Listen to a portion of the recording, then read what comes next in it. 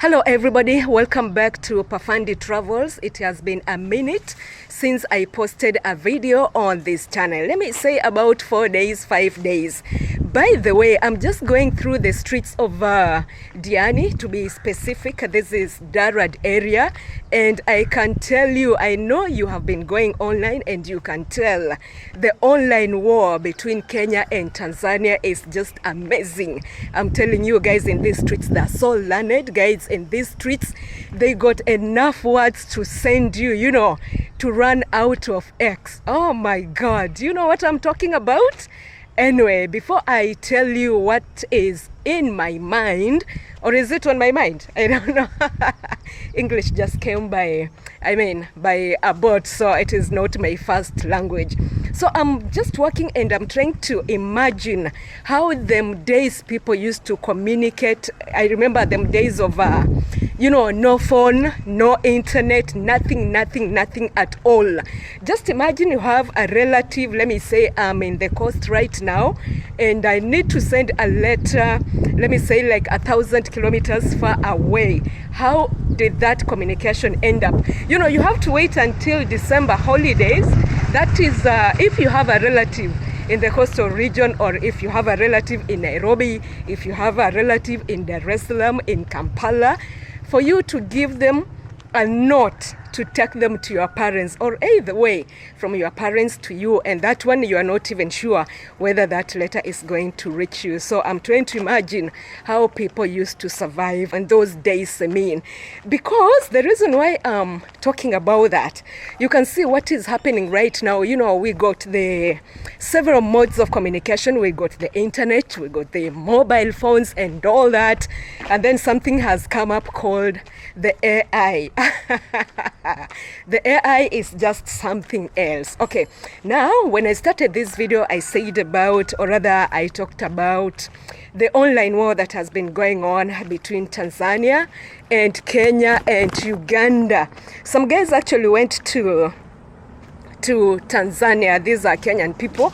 They went to Tanzania. Some of them are lawyers, some of them are activists, some of them are opposition leaders. They just went to, they say, to observe a case that is going on, that is for Tundu Lissu, a Tanzania opposition leader. So these guys were denied entry into the country, and actually they were deported back. One of them, that is the former CJ, was allowed, but Martha Karua and co were deported back to Kenya, and the following day they were in Uganda. But right now I'm just trying to imagine what could have happened if these guys were allowed to get into Tanzania. What could have happened? If they were allowed to get into Tanzania, what could have happened?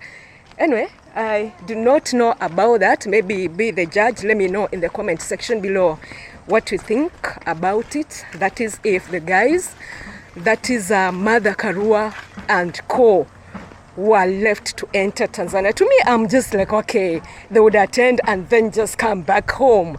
But then there could be something more to that, something that we don't understand, or rather something that the Tanzanian government is seeing, but us, the Kenyan people, are not seeing. Why am I saying so?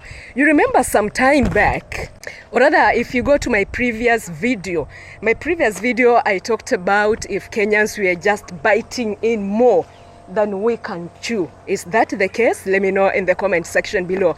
Because we got the internet, we got the, the mobile phones, even a baby's being born today, and the kid is being gifted a mobile phone. So I'm just like, okay, so this is where we are going to. So sometime back I was in Tanzania. Actually, I just love Tanzania. I love visiting that country. I call it my other home. So while there, guys were like, hey, you Kenyans, you guys are just sometimes you're just fearless. How can you get into parliament buildings, the highly protected area? How do you get into that area?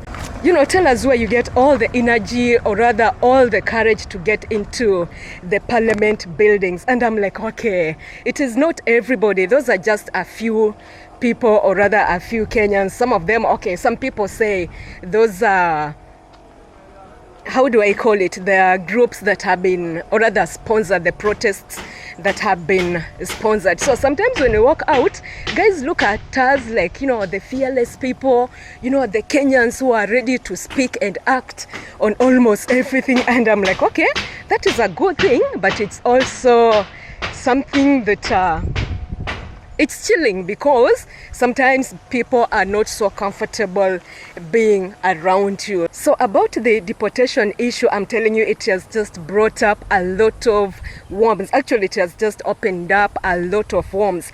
Even the president of Tanzania, Mama Samia Suluhu, had to react on that, saying that as a country, or rather as a leader, she's not going to allow anybody from within or outside to go and interfere with their peace. And I'm like, okay, mama, you are speaking, you're acting.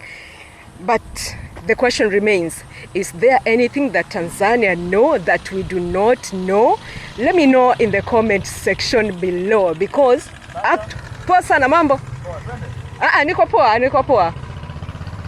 Yeah, so that is a boda guy asking me if I need a ride. So, that kind of a gesture, that is a speech from Mama Samia Suluhu, it kind of opened up some worms, actually more worms, and that is where hell broke loose. That is on X. And actually, I really don't know if these are Kenyans who did this, or some people from outside. I really don't know. There was a lot of mixed reactions. There are those who are supporting Mama Samia, there are those who are against it and all that. And I'm just like, okay, where are we heading to as part of the East Africa community? And I continue to say, let me know your thoughts in the comment section below, because as we talk right now, like, after the Mama Samia thing, I remember guys went on to the police. Yeah, Tanzania Police X account, that is formerly Twitter.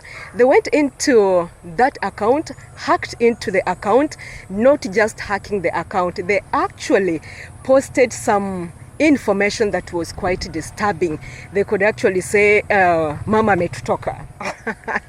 You see that Kiswahili? Mama ametutoka. And that is why I'm like, okay, where did we all go wrong? Or rather, where did all this start? Is it that Tanzanians are seeing something, are seeing far ahead, something as Kenyans we can't be able to see? Now, apart from Mama just being announced kwamba ametutoka, they just didn't do that on a police X account, or rather the Twitter account. They went on to the Airtel Tanzania account and also the YouTube account for the CCM. It was live, and that's why I'm telling you, the online wars, sometimes it's just a mess, something you wouldn't want to be part of it. Okay, so as we finalize this video, remember it is alleged that in all this that is happening, the protest in Kenya, it was just about the Western influence. They did support the Gen Zs, that is the protest in Kenya, the social media mobilization. It was also backed by foreign cash and foundation. Let me know in the comment section below what you think about that, okay? All I can say in this moment is that Kenya, Tanzania, Uganda, remember they are the first countries to form the East Africa community.